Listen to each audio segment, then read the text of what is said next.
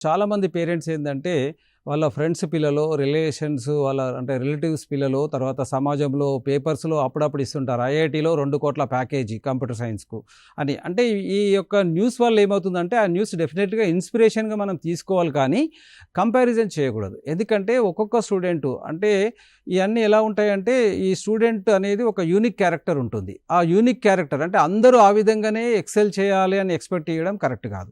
అట్లాగే వాళ్ళ ఇంట్లో ఉన్న పిల్లల్లో ముగ్గురు పిల్లలు, ఇద్దరు పిల్లలు ఉంటే ఇద్దరు కూడా సేమ్ వేలో పెర్ఫార్మ్ చేయలేరు. కాబట్టి అట్లా ఎక్స్‌పెక్టేషన్స్ అంటే వాళ్ళని ప్రెషరైజ్ చేయడం గానీ, లేకుంటే టూ మెనీ ఎక్స్‌పెక్టేషన్స్ ముందు నుండే వాళ్ళ మైండ్‌లో అంటే పెట్టి ఇన్‌ఫ్లుయెన్స్ చేయడం గానీ ఉండొద్దు. సో, వాళ్ళకు ఇష్టపూర్వకంగా చదివేటట్టుగా వాళ్ళని మోటివేట్ చేయాల్సిన అవసరము పేరెంట్స్‌కి ఎంతైనా ఉన్నది. అట్లాగే మార్క్స్ అనేది చాలామంది మార్క్స్ పైన ఎక్కువ ఫోకస్ చేస్తుంటారు. సో, నీకు ఇన్ని మార్కులు రావాలి, ఇంత పర్సెంటేజ్ రావాలి. ఇంజినీరింగ్ ఎడ్యుకేషన్ విషయానికొస్తే మార్క్స్ అనేవి కూడా ఇంపార్టెంటే కానీ మార్క్స్‌తో పాటు స్కిల్స్ కూడా ఇంపార్టెంటు. సో, అతనికి ఉన్న క్రెడిబిలిటీస్ ఏంటి? అతను ఏ విధంగా ఏ సబ్జెక్ట్‌లో ఎక్స్‌పర్ట్ అయ్యారు? అతను ఏ విధంగా ఉన్నారు? అనే దానిపైన కూడా ఫోకస్ చేయాల్సిన అవసరం ఉంది.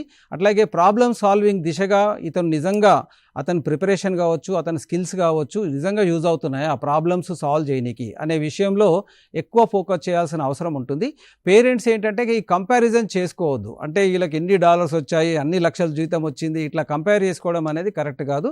ఇంట్లో ఉన్న మన పిల్లలు గుర్తించాలి ప్రతిభ ఏంటి, వీళ్ళది ఎక్కడ స్టాండ్. అన్నెసరీగా అతని ప్రతిభ ఈ లెవెల్లో ఉంటే మనం ఇంతవరకు పెట్టామనుకోండి, ఇతను రీచ్ కాలేకపోయినప్పుడు ఏమవుతుందంటే ఫ్రస్ట్రేషన్కి వెళ్తారు, పేరెంట్స్ ఫ్రస్ట్రేషన్కి వెళ్తారు, అటు పిల్లలు ఫ్రస్ట్రేషన్కి వెళ్తారు, అనవసరంగా ప్రెజర్ బిల్డ్ అవుతుంది. కాబట్టి ఎప్పుడు కూడా ఎడ్యుకేషన్ అనేది ప్రెజర్గా చదవద్దు, ప్లెజర్గా చదవాలి. ప్లెజర్గా చదివితేనే వాళ్ళు అనుకున్నది నేర్చుకోగలరు, ఆ రంగంలో వాళ్ళు రాణించగలరు అనేది నా యొక్క అభిప్రాయం.